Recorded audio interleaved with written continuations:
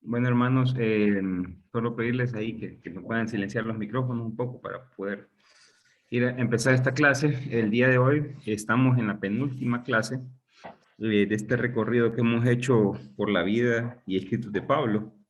Hemos recorrido ya 10 cartas, si no me equivoco, en las cuales nos hemos detenido un poco más, pero por lo menos ya a estas alturas sabemos diferenciar y entender objetivos de las cartas. Hoy vamos a ver dos cartas que ya son parte de la tercera generación paulina, las cartas pastorales conocidas o que son las cartas de Tito.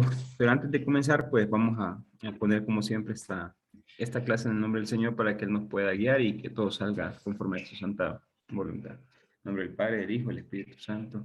Amén. Padre bueno, en este día quiero darte gracias, Señor, por tenernos aquí reunidos en torno a tu palabra. Que sea tu misma palabra, Señor, la que nos hable, la que nos muestre el camino a seguir, que podamos ser fieles discípulos del Señor, que podamos cumplir a cabalidad sus enseñanzas, que estas enseñanzas, Señor, que no fueron llevadas por mano de Pablo, sino por sus discípulos, que nos ayudan a entender, nos ayudan a comprender, a encarnar las verdaderas virtudes de un líder, que nos ayudan a entender, Señor, de que en la caridad y en el amor es donde está el servicio, que podamos ser imagen y semejanza tuya, Señor, mediante el amor, que podamos descubrir ese verdadero rostro de Dios, ese verdadero rostro de Dios Padre que nos ama, nos aconseja y quiere la plenitud de cada uno de sus hijos. Padre bueno, te quiero poner esta clase en tus manos, mis intenciones, las intenciones de mis hermanos, para que las transformes según tu santa voluntad, Señor, que nos siga dando fuerza, perseverancia, para poder aprender y para así, Señor, para poder tener no un espíritu de timidez, sino un espíritu de fortaleza que nos permita llevar el amor, tu palabra, estas enseñanzas a los demás hermanos que desconocen este camino. Todo esto, Padre bueno, estas intenciones te las ponemos en tus manos para que las transformes según tu santa voluntad. A ti que eres digno de honra, gloria y majestad por los siglos de los siglos. Amén. En nombre del Padre, del Hijo y del Espíritu Santo. Amén. Bueno, mis hermanos, como les dije, vamos a ver la carta vamos a ver las cartas a Timoteo. A Timoteo, sí. Son dos cartas muy pequeñas, son pequeñas. Una de 6, una de 4 capítulos. No las vamos a ver como siempre, no vamos a verlas todas. Quienes estuvieron en la enseñanza de Manuel el fin de semana probablemente se pregunten por qué vimos la introducción a Marcos y solo vimos así enseñanzas. Pues para nuestro fin, que es nuestro fin pastoral, lo que interesa es aprender cosas de la Biblia. Ya después cada quien podrá hacer su trabajo en casa o con otros cursos en los cuales puede hacerlo desde una perspectiva más exegética y ver, entender o de un punto de vista más histórico, entender el por qué o cuáles son las incoherencias o en qué fecha exactamente. A nosotros pues de repente esas partes no nos interesa. De repente el que le guste lo puede hacer, puede comprarse el libro de Antonio Piñero, los libros del Nuevo Testamento, y ahí está verso por verso, desde una realidad actual y desde un punto de vista más científico. ¿Qué nos quieren decir? Nosotros vamos a entender la parte toral de la carta, de las dos cartas. Son cartas, desde esa perspectiva se nos van a hacer pequeñas, porque lo que vamos a entender es qué quiso mostrarnos el autor. Entonces, vamos a dar inicio a nuestra presentación.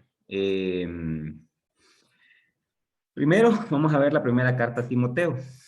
Y como les dije, siempre me gusta mostrarles un par de datos generales que más que todo nos introduzcan a la carta en sí. Primero, entender que esta carta pertenece, yo les decía antes de comenzar, a la tercera generación paulina o la tritopaulina. Estas, si hacemos un poco refrescamos la memoria, hemos hablado de tres generaciones, de tres tipos de generaciones o tres generaciones después de la muerte de Jesús. ¿Cómo fueron las generaciones de los escritores? Primero miramos la primera generación, que era la generación que estuvo con Jesús. La segunda generación, que era la generación de Pablo y la construcción de comunidades. Y la tercera generación, que ya venían a ser del año 70 al 120, que venían a ser los evangelios, las cartas católicas. Y encontramos estas Deutero y Trito Paulinas. Esta carta se datan, uno depende del investigador, unos la datan del 90 al 100, otros, por ejemplo, Piñero la data entre el 120 y 130. ¿Por qué? Porque el sentido es diferente. Hemos visto hasta el momento la segunda generación, que ya la iniciativa es contra gnósticos o contra la perseverancia, ayudar a la perseverancia o ir un poco más allá, pero esta carta ya es más organizativa. Ya es como, ok, hemos superado la idea de la parucía o la segunda venida del Señor, pero entonces vamos a formar comunidades y vamos a formarlas con jerarquías, con establecimientos. Hoy nuestra querida Iglesia Católica se rige bajo la iglesia dejada por las cartas de Timoteo. Hay un librito que se llama La Iglesia, las iglesias que los apóstoles nos dejaron. Esa es por Raymond Brown, un sacerdote católico, una eminencia a nivel de teología de todos los tiempos. Y él ahí habla de las diferentes iglesias. Si me lo puede, si al que le interese me lo escribe por privado, si lo puedo mandar. Ahí habla de la iglesia paulina, de la iglesia pretina, habla de la iglesia juánica, de las de segunda línea de Paulina y así sucesivamente hasta llegar a la que nos manejamos nosotros. Si hoy en día la iglesia quiere cambiar de estructura, no tendríamos por qué alarmarnos. Podría ser normal poder decir cambiémonos a una línea más paulina y vivamos bajo los carismas o bajo los dones y no bajo jerarquías o no bajo establecimientos de obispos, diáconos y ese tipo de cosas que surgen de estas cartas. Entonces, también no fue escrita por Pablo, porque si fue escrita en este tiempo y Pablo murió para el 67, es imposible que Pablo la haya escrito. Claro, el discípulo, la persona que escribe estas cartas, se hace llamar Pablo, para darle, ya hemos hablado de este fenómeno de la pseudonimia, y es para darle fuerza, para darle importancia a la carta, aunque hoy ya completamente desestimado de que sean de Pablo. Escritas, como les dije, con una idea teológica de ordenar la comunidad. Ya se superó la segunda venida y toca organizar comunidades, organizar pequeñas iglesias y empiezan a ver ya los encargados, encargados de comunidades. Recordemos que el término obispo empieza a surgir con estas ideas. Todavía, aunque nuestra Biblia Jerusalén diga obispo, todavía no se llamaban obispos para ese tiempo, se llamaban encargados de comunidades. Es hasta para el final del siglo II cuando ya se empiezan a mencionar los términos ya estos de obispos y lo demás. Aquí, como podemos ver, cuando se lean las cartas, ustedes van a poder ver que ya no hay aspectos judaizantes. Recordemos que la primera parte, que es la parte de Pablo, por decirlo así, la proto-paulina, la línea siempre es contra los judaizantes, contra los primeros cristianos que querían mantenerse bajo la línea de las tradiciones o de la ley, que decían que había que circuncidarse, que había que comer cierta comida, que no había que relacionarse con paganos, etcétera, etcétera. Entonces, Pablo en vida lucha contra ellos y forma comunidades. Después vimos en 2 Tesalonicenses, Colosenses y Efesios que ya la línea ya no era contra los judaizantes, ya era más contra los prenósticos. Recordemos que le llamaban prenósticos cristianos. ¿Por qué? Porque los gnósticos agarran fuerza con el Evangelio de Juan. Ahí cuando veamos el Evangelio de Juan vamos a poder entender cuál es esta corriente. Bien, esta corriente es muy importante, la verdad, para poder estudiar cómo se fue evolucionando el cristianismo.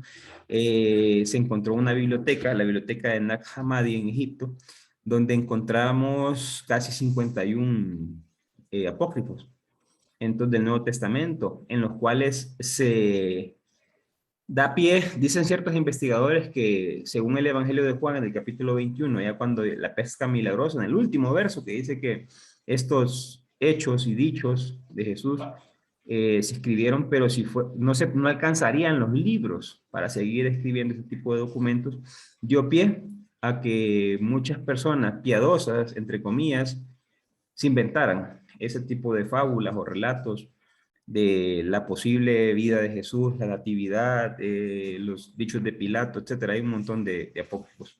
Pero como ya vimos, esa la maneja la segunda línea, que son las 3 cartas que les mencioné. Y ya en esta parte, que es la Trito Paulina, se le conoce como, o sea, de tercera generación Paulina, ya la idea es diferente. La idea aquí es un comportamiento, cómo deben de comportarse los encargados de las comunidades. Si se va a escoger a un encargado, tiene que ser esto, esto, esto, esto. Ya llevan una línea más jerárquica, una línea más de constitución. De aquí ya se ha superado el tema de que, recordemos que los cristianos, no los cristianos, sino los del camino de Jesús, que se le conocía en ese momento, los del camino, al inicio cuando Jesús muere y resucita, todavía se reunían con judíos en las sinagogas. Es más, ahí es donde discutían. Probablemente hasta el año 70 se cree que es donde se separan, cuando después de la destrucción del templo, unos huyen para Yamnia, y ahí se busca, y ahí se hace ay, no me acuerdo si es el concilio de Yamnia, que le llaman los judíos, me va, pero es de Yamnia, donde se hace la bendición o maldición contra los herejes y se expulsa a los cristianos de las sinagogas, a los seguidores de Jesús. Y entonces ya aquí ya se empiezan a buscar y agarrar identidad a los cristianos y empiezan a formar todas estas líneas de jerarquía que muestra esta carta. También, ya aquí la idea es mantenerse sin hacer mucho ruido. O sea, se pueden ver dos perspectivas, que es crecer sigilosamente y dar autoridad a ciertas personas específicas. ¿Qué quiero decir con no hacer mucho ruido? Recordemos en 1 Corintios, por ejemplo, era cuando aparecían aquel montón de preguntas y escandalosas, por ejemplo, los carismas, el don de lenguas, la prostitución, aparecía también o sea, tantas cosas que aparecieron que eran como bulla, pues, y en esta parte es como mantengámonos tranquilos, estemos bien, no demos de qué hablar y caminemos.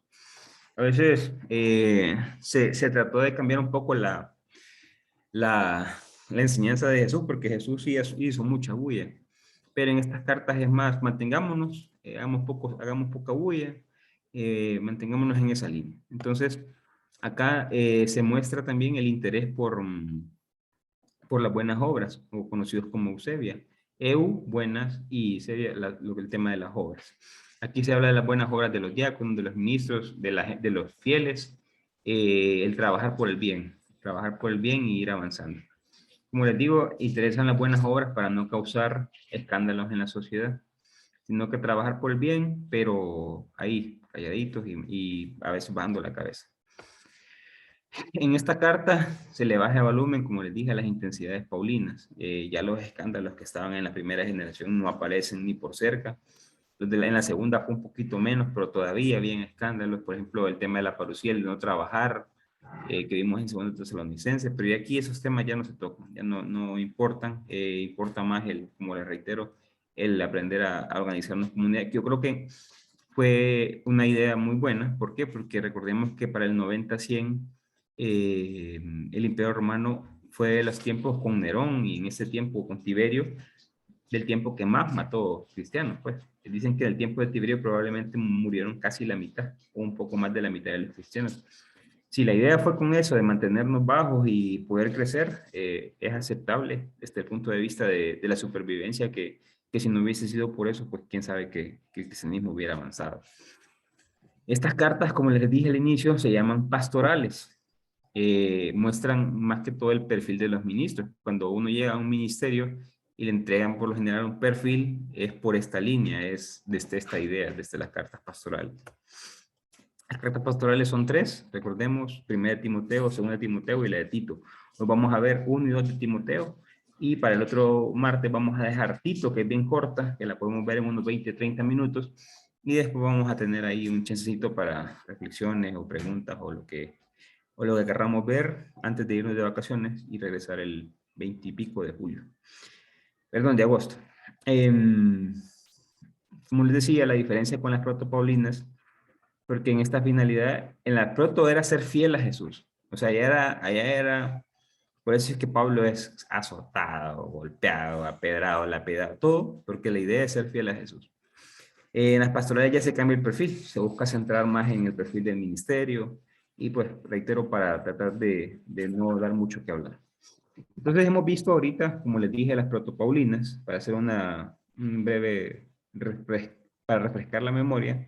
Las protopaulinas, que son del 51 al 59 y son las 7 primeras, que vimos que son, yo creo que a estas alturas ya ustedes se la saben bien, que es Primera de Tesalonicense, Primera de Corintio, Segunda de Corintio, Filipenses, Filemón, Romanos y Gálatas, y, se me fue Filipenses, sí, y Segunda de Corintio.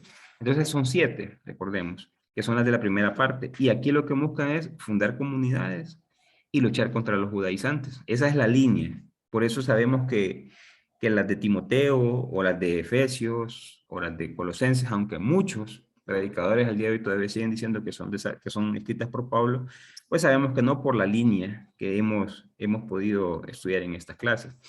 La segunda línea, que es la deuteropaulina, que es del 70 al 80, que es la segunda de Tesalonicenses, Colosenses y Efesios, ya tienen otra línea, que es organizar las comunidades y luchar contra los pre-gnósticos cristianos. Hemos visto esos que creían que Jesús era inferior a los ángeles o que había un ángel que estaba encima de Jesús.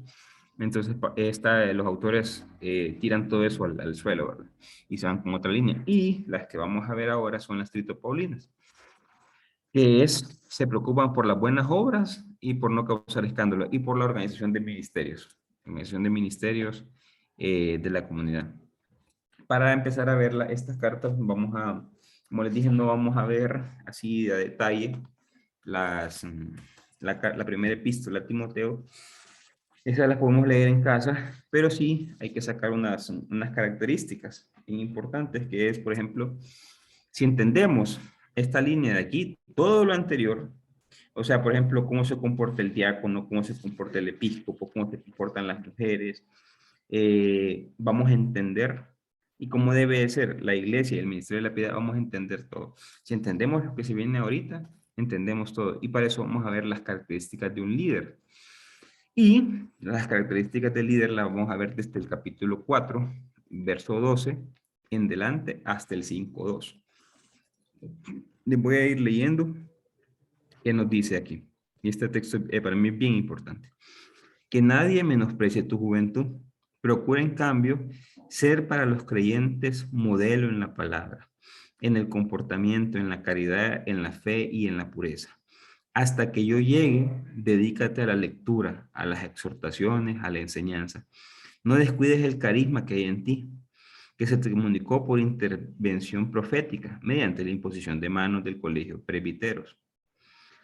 Ocúpate de esas cosas, vive entregado a ella, para que tu aprovechamiento sea manifestado a todos. Vela por ti mismo y por las enseñanzas. Persevera en las disposiciones, pues obrando así te salvarás a ti mismo y a los que te escuchan. Al anciano no le respondas con dureza, sino exhórtale, como a un padre, a un joven como a un hermano, a las ancianas como a madres y a las jóvenes como hermanas, con toda pureza. Palabra del Señor. Miren, estas son las características de un líder que nos muestra Timoteo. A mí me recuerda mucho esta lectura porque hubo un momento en el que, cuando yo entré al Ministerio de Prédica y Enseñanza, nos mandaron a un retiro y yo tenía como un mes de haber entrado, 2 meses creo de haber, no, 3 meses de haber entrado. Entré en junio y en agosto había un retiro, en septiembre había un retiro que venía Pacho Bermeo a esto y yo no sabía qué era este tema de la predicación. Entonces, un día me llama Eric Sierra y me dice, Roger, ¿querés ir a un retiro? Y mira que no podemos ir, pero si querés ir nosotros te vamos a pagar todo. Y yo, vamos, pues yo voy, no hay problema. Yo no sabía realmente. Y eso es lo interesante, ¿va? Que a veces uno no sabe lo que le viene. Cuando yo llego veo a todos los predicadores del país reunidos y gente que, pues yo como sabía poco de la iglesia, escuchaba sus anécdotas y sus comentarios y decía, pucha, me vine a meter aquí a San Todos los Toros, pues. ¿Y yo qué hago acá? Y daba la casualidad, no casualidad, sino que estaba Dios predestinado a esa cuestión, de que ese día que yo llego, que era viernes, yo no había leído la lectura del día pasado, porque yo acostumbro a leer el Evangelio del día, me llega a mi correo y ahí lo escucho, y ahí lo veo. Y entonces yo no había leído la del día jueves.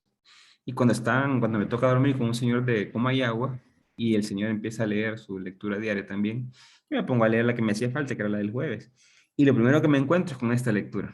Y era, que no te menosprecien por tu juventud. Y yo sentía y aquella cuestión que me hablaban a mí, para mí fue sumamente importante entender esto. Pues no lo entendí, la verdad, sino que yo sentí que Dios me hablaba y me decía, pues, a pesar de tu juventud, procura avanzar. Y así, y fue dando, creo que ha dado frutos. Entonces, de esta lectura vamos a sacar unas características de un líder, para que entendamos todito lo demás. Con esto nos fuimos. Como les decía yo, verso 4:12. Primero, que nadie te menosprecie por ser joven. Joven lo podemos entender de dos líneas. Joven de edad o joven por haber entrado al ministerio, como me sentía yo. Yo me sentía joven de edad y joven de entrar al ministerio, pues, o sea, me sentía un pollito prácticamente, viendo todo aquellos gallos cantar. Entonces, y le dice él que no te menosprecien. Y entonces uno se pregunta, ¿y cómo evitar que me menosprecien? Yo no sabía esto, la verdad, pero la carta misma nos dice cómo evitar que nos menosprecien. Primero, siendo modelo en la palabra, entendiendo la palabra, estudiando la palabra, pudiendo comprenderla, tratando de interpretarla, no desde lo que me quiere decir, no siendo fundamentalistas, obviamente, sino el ministerio de la iglesia es sumamente amplio, es inagotable. Yo no me atrevo a decir que tiene límite. Desde la iglesia católica hablo, ¿verdad? Es un ministerio abismal, pues, o sea, son cosas inmensas, inmensas. Hay para gustos y colores. Entonces, pudiendo adentrarse a entender la palabra, entender los objetivos, que es lo que estamos haciendo aquí prácticamente, pero pues esto como siempre les he dicho yo, es un abre bocas para que ustedes puedan ahondar un poco más. También Pablo le dice a Timoteo, ser un ejemplo en el comportamiento, que puedan decir como un buen cristiano. ¿Ven lo que les digo? Ya la línea va de esa forma, cómo se debe comportar una persona. O sea, ser ejemplo en tu comportamiento. En la tercera parte dice en el verso final, ser en la caridad, ejemplo en la caridad, en la fe y en la pureza. Ser un modelo de amor, de fe y de pureza. Esas son las tres formas que los que entramos o los que estamos jóvenes o los que vienen entrando al ministerio quieren no dejarse porque a veces no es el hermano el que lo critica, sino que es el mismo pensamiento, cree que nos están criticando. Nos ponemos a trabajar en la palabra, en un buen comportamiento y ser modelo en la fe, en la caridad y en la pureza. Son las tres líneas como para entender cómo sacar esos pensamientos malos de la cabeza. Luego dice Pablo, verso 3, hasta que yo llegue, dedícate a. Entonces, hasta que yo llegue significa, ¿qué significa esto? Significa, asume tu autoridad. ¿Y qué quiere decir con esto? Mírenme, hay una hipótesis de un sacerdote O'Connor en Jerusalén que dice que Timoteo, a mí me gusta mucho esa hipótesis, que Timoteo era un buen segundo. Pues Pablo había sido el fundador, Timoteo lo conoció, y Timoteo cumplía bien las órdenes. Pero cuando lo mandan allá, a Éfeso, a esta línea aquí, que era Éfeso, donde estaba Timoteo, ya Timoteo, surreado, ya Timoteo no cumplía como creían que iba a cumplir. Pero es que hay que entender esto, hermanos. Nosotros no podemos ser perfectos en todos. Habrá gente que es muy buena fundando comunidades. Habrá gente que esa gente probablemente no sea tan buena en el desarrollo de comunidades. Habrá alguien que sí es muy bueno en el desarrollo de comunidades. Habrá gente, como en mi caso, yo hasta el momento me considero bueno, no bueno, sino en trabajo de la predicación de la formación. Pero ya en música, hule. Entonces, así hay un montón de gente. Entonces, Timoteo era ese bueno, siguiendo órdenes, pero ya para organizar, ya para desarrollar comunidades negativas. Entonces, por eso Pablo lo tiene que llamar de esta manera y le dice, asume tu autoridad. Entonces, ¿cómo se asume una autoridad? Lo asume de la siguiente. Dedícate a la lectura, dice, la lectura de la palabra. También dice a la exhortación y la enseñanza de la palabra. Esas son las maneras como se asume la autoridad dentro de una comunidad cristiana. en la lectura de la palabra, en la enseñanza de la palabra y en la exhortación de la palabra. Verso 13, que es esos puntos de un líder. Hemos visto no sentirnos menospreciados, y para no sentirnos menospreciados hay que hacer los 3 puntos que están ahí, y luego asumir la autoridad en el caso que nos toque coordinar o ser líderes en una parte, asumir la autoridad como aprendiendo de la palabra, enseñando no necesariamente tiene que ser lo que yo estoy haciendo, sino que lo que yo hablo se me entienda, porque si yo puedo organizar o crear una comunidad o desarrollarla, que la persona que me escuche o la persona a la cual yo estoy formando entienda con claridad. Y lo otro, exhortar mediante la palabra. Verso 14. No descuides el carisma, dice, que hay en ti. Aquí hay varios sentidos de entenderlo. Se puede entender desde los carismas o dones que vienen del Espíritu Santo, o sea, con el bautismo. Recordemos, yo creo que fue interesante y fue bonito ver el retiro del fin de semana, donde la gente que llegó a dar las charlas hizo hincapié de una manera increíble en que todo esto ya está desde el bautismo. Entonces, Pablo, o el autor, voy a decir Pablo, pero recordemos que es el autor de Timoteo, dice, recordad que ya está bautizado, y ahí es donde le dice, recordad que se te impuso las manos. Entonces es recordar que todo ese potencial ya está en nosotros. Entonces se puede entender desde el sentido del Espíritu Santo o desde el sentido de los dones y carismas que el mismo Espíritu Santo nos ha dado, o bien se puede entender desde la línea del ministerio. Se me aquí en el rosito, pero desde la línea del ministerio. Desde esos 3 sentidos se puede entender eso de descuides los carismas. Nosotros en Efesios pudimos entender un poco cómo era el tema de los ministerios. Yo les decía, los carismas se desarrollan en los ministerios. El ministerio sirve para desarrollar los carismas, repito, desarrollo de la comunidad. El ministerio es donde se institucionalizan los carismas. ¿Para qué? Para el desarrollo de una comunidad. Entonces, desde esa perspectiva de Efesios, podemos entender lo siguiente. Los ministerios requieren dones y carismas. O sea, sin dones y carismas no hay ministerio. Y sin Espíritu Santo no hay dones. Entonces, lo que Pablo quiere decir aquí, que no descuides estos carismas, no descuides la relación con el Espíritu Santo. ¿Y cuándo se descuida la relación con el Espíritu Santo? Pues cuando lo ocultamos, cuando lo tapamos. Recordemos que el Espíritu Santo ya está en nosotros y está dado desde el bautismo. Entonces, si este Señor, Espíritu Santo, ya está en nosotros, todos los dones y carismas ya están en nosotros. Es como andar una navajita ahí en la bolsa en la que está todo tititititito. Lo que pasa es que no somos conscientes de esa realidad. Y yo creo que deberíamos de tener ese sentido con nuestros hermanos, de que ellos puedan ser conscientes de que el Espíritu Santo está con el paquete completo incluido, pues. O sea, con el don de lenguas, con el don de profecías, con el don de ciencias, con todos esos dones ya está en nosotros. Lo que tenemos que aprender a hacer es relacionarnos con el Espíritu. Por eso le dice Pablo a Timoteo, no descuides los carismas. Y es bajo esa línea de poderse relacionar full, o sea, tiempo completo con el Espíritu. Recordemos algo, y lo quiero resaltar ahorita. Cuando vimos Introducción al Nuevo Testamento, yo les hablaba de la madurez que debe tener el cristiano, ¿va? De cómo tiene que ir avanzando. Y cuando llegamos a la madurez, yo les decía y les hacía reflejos, por si no recuerdan, la madurez que tuvo Pablo. Y esa madurez, cuando la entendemos cuando empezábamos a ver a dónde estaba Dios. Yo les decía, cuando estábamos pequeños, Dios está arriba. Cuando estábamos en la juventud, Dios está en todas partes. Cuando en juventud, cuando estábamos adolescentes, Dios está en mi corazón o está en mí.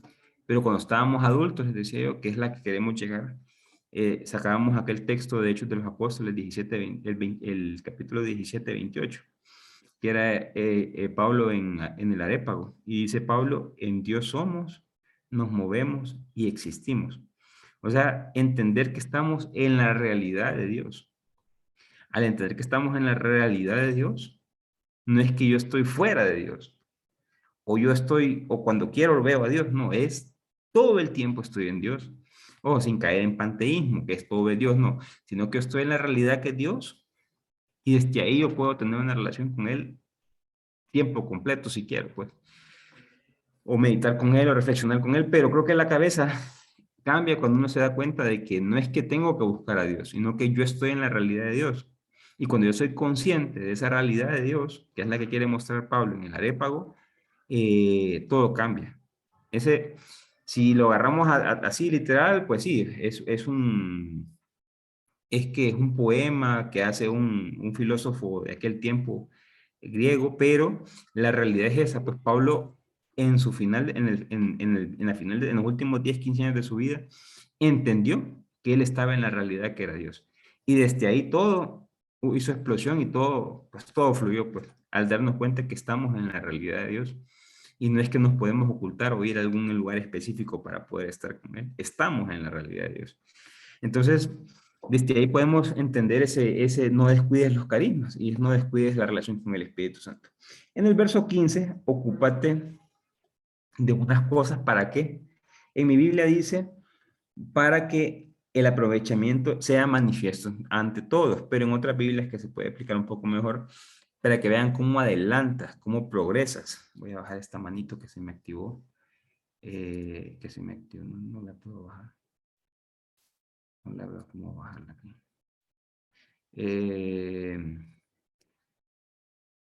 Aquí sí, Juan Carlos, correcto. Una iglesia más estructurada.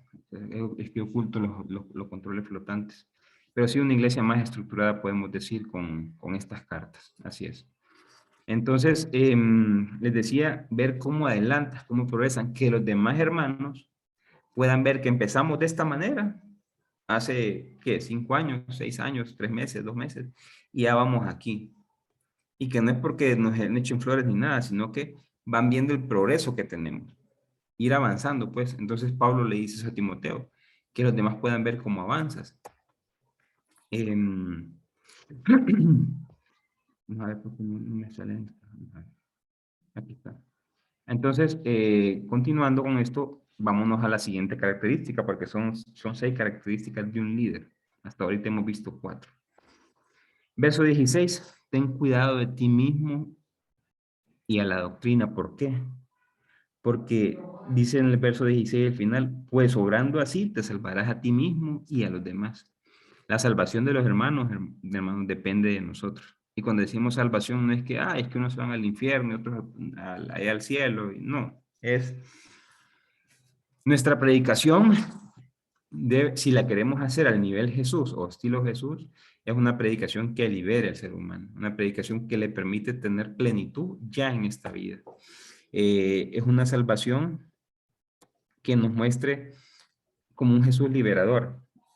La misión de Jesús, voy a hablar desde la perspectiva personal de Roger Martínez, yo saco mis conclusiones, ustedes pueden sacarlas de ustedes, que sea un Jesús como un ser, que Jesús fue un liberador, definitivamente. Jesús quitó un montón de cargas cuando la misma religión se las imponía. Jesús lo que dijo es, les dejo un mandamiento nuevo, ámense los unos a los otros, y como vimos en Romanos 13, en Romanos 12, del 13 al 18, mirábamos que la plenitud de la ley estaba en el amor. Entonces, ¿cuál es la misión? Para mí es llevar el amor a todas partes. Para mí la misión es enseñar a amar. Esa es mi misión. Y desde ahí he fijado una meta y es enseñar al ser humano a amar. Nada más. Para que el ser humano pueda ser libre y feliz. Jesús mostró que Dios está a favor del ser humano. Cuando cuando la religión, cuando la sociedad mostraba de que había que cumplir el sábado o había que cumplir ciertas normas para ser puro o para estar cumpliendo la voluntad de Dios, Jesús dice, no, no es así. Jesús muestra que el sol sale sobre buenos y malos y que la lluvia sale sobre justos e injustos, no sobre unos y otros sí, o otros no, no, es parejo. Dios es parejo, Dios es imparcial, como vimos en Romanos, así lo dice Romanos 2:11. Jesús muestra también que la salvación depende del amor que hemos dado. Al final seremos juzgados por los frutos del amor, por los frutos de amor que hemos dado. Entonces, aquí esta carta lo que nos muestra es una línea principal y es el servicio a los demás. En el servicio a los demás se encuentra la salvación. en la entrega al otro se encuentra la salvación. Entonces, ¿por qué? Porque recordemos que todas las cartas de Pablo se malinterpretaron. Casi todas se malinterpretaban. Entonces, casi todas o todas. Entonces, lo que quiere este autor con estas cartas, que recordemos, probablemente no fue para Timoteo, fue para alguien más, porque Timoteo probablemente ya había muerto, es eso, de que no se salga de la doctrina. Y no quiero entrar a la sana doctrina que llamamos en la iglesia. ¿Por qué? Porque eso está bien para hablar en aquel tiempo. Dice, tengo este librito aquí, que ya algunos ya lo mandaron a comprar, que se llama ¿Qué nos queda de Dios?, de Fray Nelson Medina. Él dice lo siguiente, porque pues la sana doctrina nos muestra una imagen de Dios. Y dice, hoy nos damos cuenta de que otra manera de hablar de Dios es no solo imposible, sino que es necesaria y cada día más urgente. Todo lo que digamos de Dios hoy son conjeturas. Y miren lo que dice, fuerte lo que dice. La sana doctrina sobre el Dios de Pablo es la cosa más insana que podemos imaginar. Aferrarse a una idea de Dios es agarrarse a un ídolo. Y ese es el problema que tenemos hoy en día. Estamos creyendo que mi imagen o mi revelación o mi idea de Dios es la idea de Dios. Y limitamos a Dios y lo dejamos como, lo encapsulamos a nuestra idea. Y entonces solo lo que yo hago es bueno. Y si yo hago esto, los demás tienen que hacer esto porque Dios ahí está y Dios hace esto. Entonces, y hoy con el posmodernismo, con la exégesis, con todas estas herramientas que el Señor nos ha entregado, yo le decía a mi mamá el fin de semana que estaba con ella y me decía, es que a vos te gusta leer la Biblia de la manera científica y los científicos se equivocan. Yo le decía, mira mami, le digo, si Dios me ha dado lo más bello que me pudo dar Dios fue mi inteligencia, le digo. ¿Vos crees que no va a querer que yo lo entienda desde ahí? Le decía. Y entonces mi madre se quedó callada en ese momento. Pero en efecto, a veces creemos de que la inteligencia, pues, es para estar guardada, pero cuando hablamos con Dios, hay que guardar, perdón, la inteligencia es para todo menos para hablar con Dios. Y decía Chesterton que cuando él entra a la iglesia se quita el sombrero, no la cabeza. Entonces, habían, lo que se quería con en este número 5 era, pues, que no fuese mi doctrina o mi idea de Dios, sino lo que ya se les había enseñado. Entonces, la última característica de un líder, y la encontramos en el capítulo 5, en los versos 1 y 2, son las buenas relaciones fraternas. Miren qué hermoso dice esto. Si ves a un anciano, trátalo como a tu padre. Si ves a un joven, trátalo como a tu hermano. Si ves a una anciana, trátalo como a tu madre. Y si ves una joven, trátala como a tu hermana.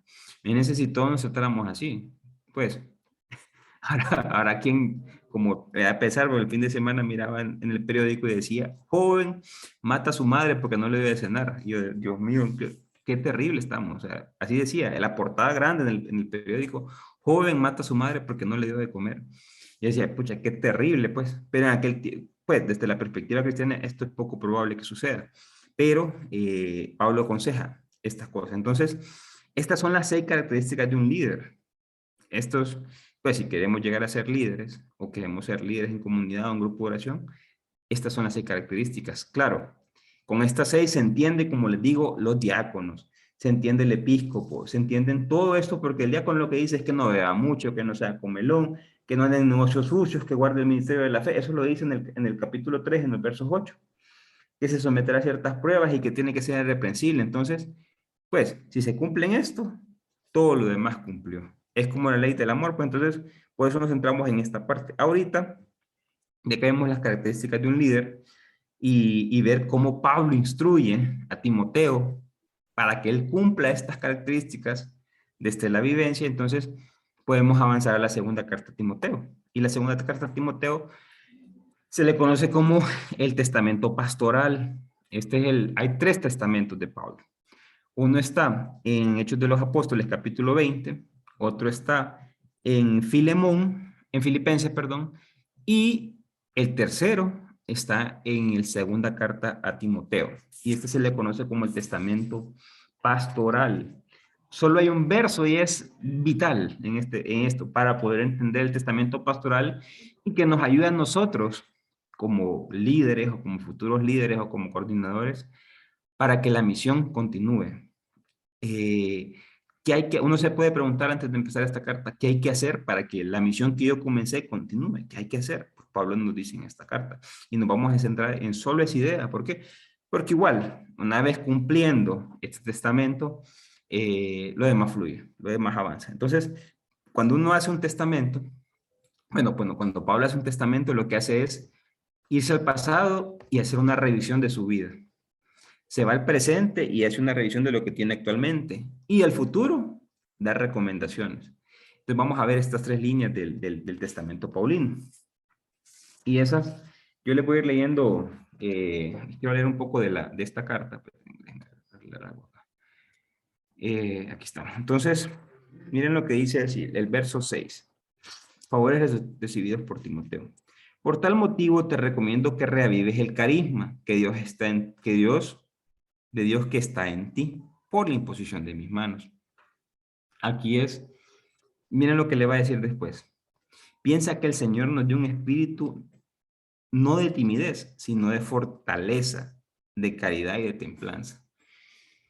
Perdón, aquí me acordaba, cuando leí esta carta yo, de que, pues, en nuestro argot popular podemos decir un espíritu de valor, de coraje, de huevos, pues, cosas así, que podríamos decir. ¿Por qué? Porque a veces vienen las dificultades de la vida, o vienen los problemas, y nos achicopalamos, y nos vamos para abajo, o nos estresamos, o nos ponemos tristes.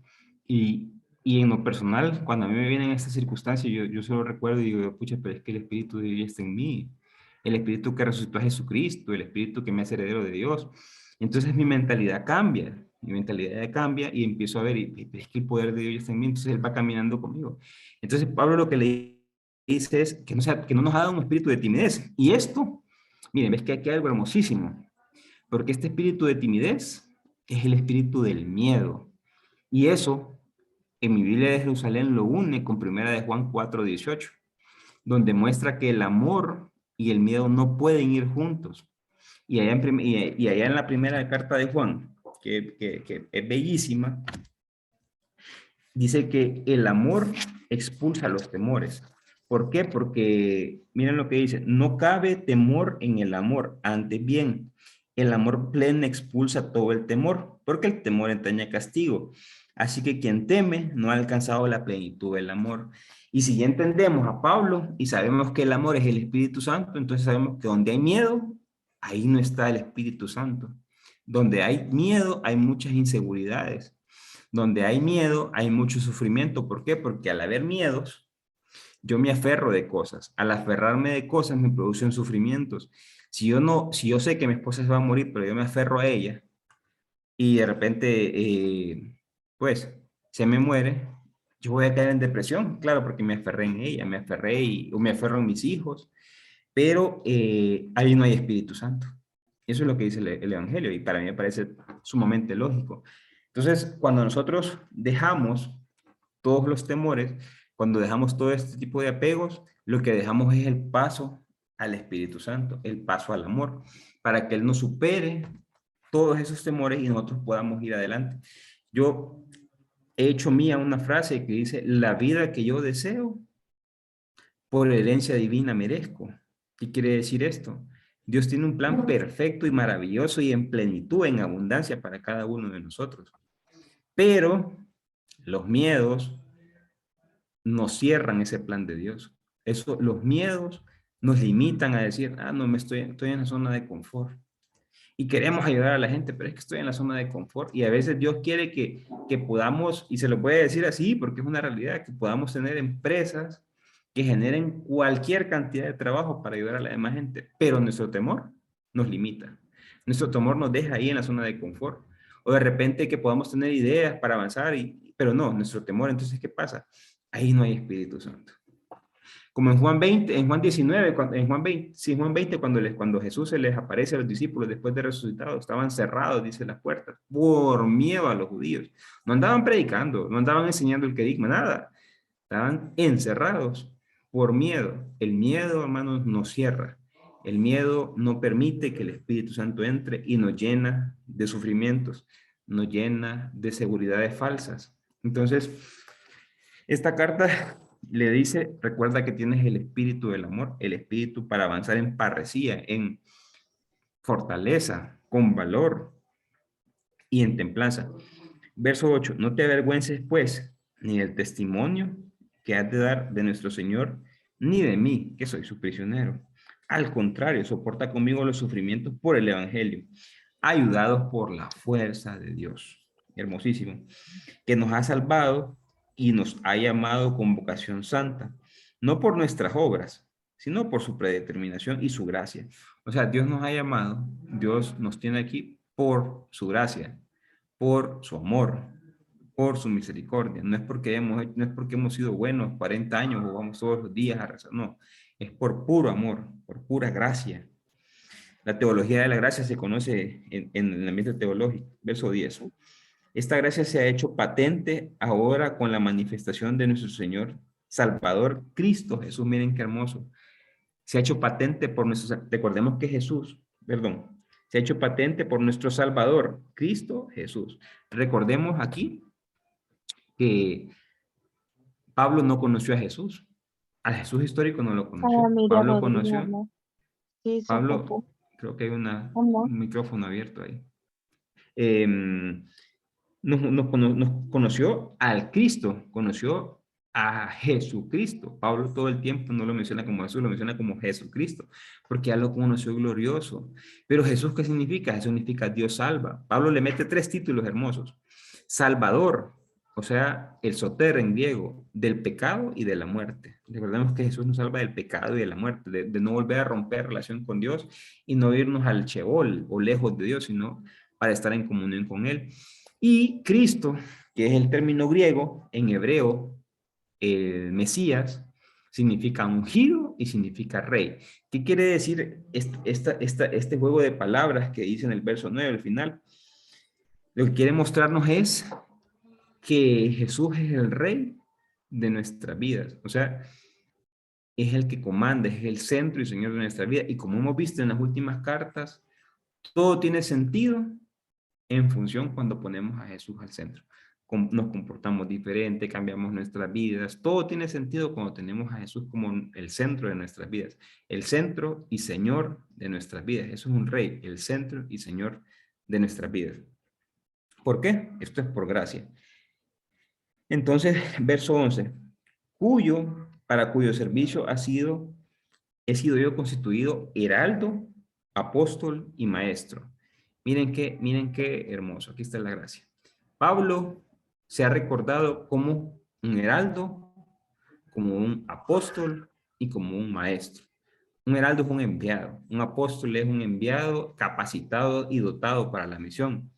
Y maestro, el que puede enseñar eso es con lo que ha sido dotado. Pablo recuerda que él ha sido así. Y dice, ¿desde cuándo? Pues desde siempre. Es mi vocación, dice Pablo. Mi vocación, por eso le decía al inicio, mi vocación es servir. Pablo entiende que él es heraldo, apóstol y maestro, pero no para él, sino para servir al otro, para entregarse por el otro. Por eso decía al inicio, estas enseñanzas se entienden cuando nos entregamos al otro, cuando servimos al otro, cuando vamos por el otro. Y miren lo que sigue diciendo. Por eso, precisamente, soporto los sufrimientos que me quejan. Pero no me siento fracasado, porque sé muy bien en quién tengo puesta mi fe y estoy convencido de que es poderoso para guardar mi depósito hasta aquel día. Luego dice, ten por norma las palabras sanas que oíste de mí, basadas en la fe y en la caridad de Cristo Jesús, lo que les comentaba. Conserva un buen depósito mediante el Espíritu Santo que habita en nosotros. Miren lo que le digo. O sea, Pablo está haciendo, si se fijan, no se separa. Todo esto está amarrado bajo una relación con el Espíritu Santo. Ahí surge todo. Miren, verso 15. Ya saben que todos en Asia me han abandonado, entre ellos Fígelo y Hermógenes. Bonitos nombres eso. Que el Señor conceda la misericordia a la familia de Onesíforo. Pero pues me reconfortó muchas veces y se avergonzó de que yo estuviera preso. Al contrario, en cuanto llego a Roma, me buscó solicitamente hasta dar conmigo. Que el Señor conceda los frutos de su misericordia. Luego nos pasamos al capítulo 2. Aquí es donde viene la parte más importante y con la que nos vamos a quedar esta enseñanza. En el capítulo 2, en el verso 2, está el secreto del testamento paulino. Y el secreto del testamento paulino, miren lo que dice: hijo mío, mantente fuerte en la gracia de Cristo Jesús. Y cuando me has oído en presencia de muchos testigos, confíalos a hombres fieles que sean capaces a su vez de instruir a otros. Esto es todo el secreto de Pablo. El secreto de Pablo, como hemos visto y como vamos a cerrar esta noche, ha sido formar sucesores, o sea, formar evangelizadores. Decía en un curso que yo saqué con Pepe Prado en la Escuela de Evangelización San Andrés, decía que él ya no se centra en formar predicadores. A él lo que le interesa es formar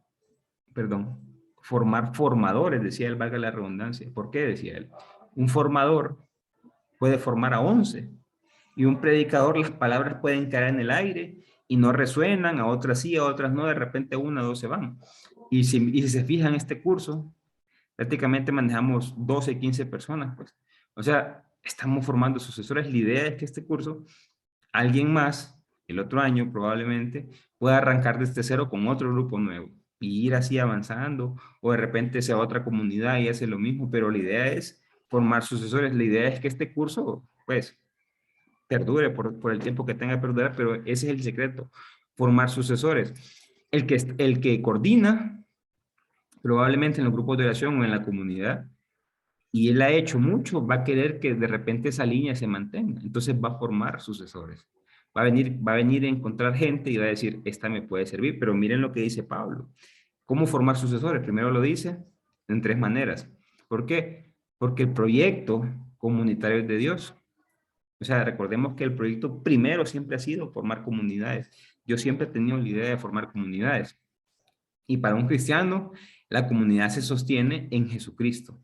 Entonces dice que la primera parte es confiándole, miren lo que dice verso 2, confiando, perdón, a hombres fieles, o sea, hombres creyentes. No puede venir a dejarle la coordinación a alguien que viene entrando y que de repente no es creyente, o que de repente, no sé, piensa diferente o quiere destruir la comunidad, o sino que hombres fieles, que sean creyentes y capaces, a su vez, de instruir a otros. Entonces, que sean confiables y que tengan capacidad de enseñar. Como les dije, capacidad de enseñar no es que puedan enseñar clases o esta cosa, sino que puedan instruir, que puedan hablar bien, que cuando quieran dar una idea, ellos puedan llevarla a cabo porque se expresó claramente y se pudo digerir. Porque de nada sirve tener buenas ideas y no sacarlas, de nada sirve tener buenas ideas y no poderlas expresar, de nada sirve tener buenas ideas que se malinterpreten. Entonces, la idea de crear buenos sucesores es hombres confiables, que sean creyentes, que sean hombres fieles, porque cuando dicen muchos testigos es confiables, que sean creyentes, testigos de lo que han visto y lo que han sentido y lo que han visto el poder de Dios, que sean confiables y que sepan enseñar. Esos son los 3 secretos. Este es el secreto del testamento paulino. Esto es todo lo que Pablo quiere mostrarnos hoy, a los que son líderes, a los que seremos líderes o a los que iremos avanzando. El secreto es formar sucesores. Pablo, si se fijan, tuvo alrededor de 76 colaboradores, de los cuales fueron 16 o 18 mujeres. Pablo fundó no menos de 30 comunidades. Pero ¿cuál fue el secreto? Agarrar a gente como Timoteo, como Silas, como Epafras, por ejemplo, el que vimos en Colosenses, instruirlo y enviarlo a formar comunidades, como el caso de Epafras, que formó Colosas, instruidos a enseñanza, que fueran confiables, porque él sabía que no era eterno, pues, y que de repente algún día no iba a estar y que la misión tenía que continuar. Entonces, ha sido pues, un testamento más que probado. Bueno, al día de hoy seguimos avanzando en esto de la palabra del Señor y que nos siga tocando nuestro corazón y que nos permita ir avanzando. Como les dije, no nos íbamos a meter en todo. Lo que me interesaba más que poder mostrar el testamento paulino, que podamos hacerlo nuestro y que en nuestros grupos de oración, en nuestras comunidades o en nuestros ministerios, podamos ser ese líder que vimos hoy y ese formador que piensa no en él, no en la sino que piensa en que la comunidad siga, que la comunidad avance y que la comunidad siempre se mantenga en enseñanza con la iglesia, en comunión con la iglesia, y no pensando en que llega este y va a cambiar las ideas y nos vamos a ir para otro lado, sino que, pues, siguiendo el orden de las enseñanzas que se han instruido. Entonces, vamos a dar gracias al Señor porque hemos terminado primera y segunda de Timoteo, quedándonos pendientes nada más Tito, una cosita breve, que es corta, pero sumamente bonita porque también enseña comunidades ahí, y que podamos, ahí donde nos toca, ya sea en nuestra oración, en nuestra comunidad, en nuestro trabajo, en nuestra familia, que podamos ser estos líderes que la sociedad requiere, que la sociedad necesita, y que hoy más que nunca estamos llamados a aparecer. En el nombre del Padre, del Hijo, del Espíritu Santo. Amén. Señor Jesús, te damos gracias, Señor, porque tú nos has librado de la muerte. Tú nos has librado del pecado, Señor, y nos has enseñado el amor. Gracias, Señor, por mostrarnos que Dios es papá, por mostrarnos que la cercanía de Él, por mostrarnos que Dios está a favor de nosotros, que Dios lucha, vive, trabaja por nosotros, que somos su creación más hermosa, que somos sus herederos de la creación. Gracias, Señor Jesús, por mostrarnos este camino que ya estamos por llegar al final. Gracias por revelártele a Pablo, Señor, por mostrarle todos los secretos, por mostrarle todas las cosas que hoy han fundado tu iglesia, que hoy han mantenido esta enseñanza a lo largo de casi 2000 años. Gracias, Señor Jesús, porque así como los primeros discípulos, hoy nos sentamos a escucharte por medio de estas enseñanzas.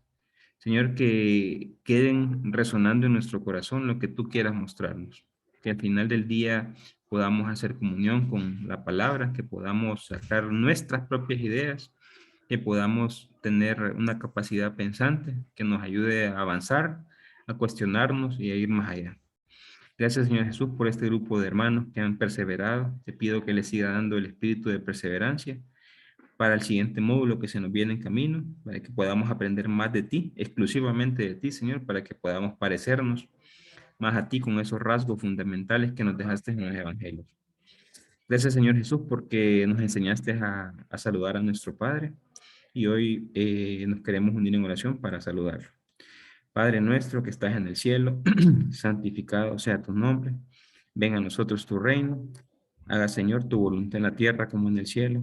Danos hoy nuestro pan de cada día. Perdona nuestras ofensas como también nosotros perdonamos a los que nos ofenden. No nos dejes caer en la tentación y líbranos de todo mal. Amén.